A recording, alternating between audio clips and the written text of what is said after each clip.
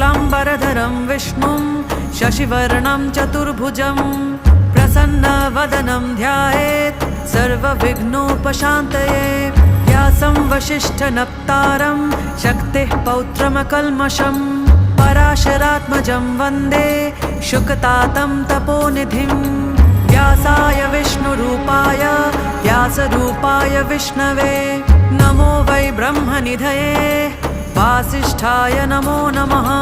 अविकाराय शुद्धाय नित्याय परमात्मने सदैकरूपरूपाय विष्णवे सर्वजिष्णवे। यस्य स्मरणमात्रेण जन्मसंसारबन्धनात् विमुच्यते नमस्तस्मै विष्णवे प्रभविष्णवे। ॐ नमो विष्णवे प्रभविष्णवे।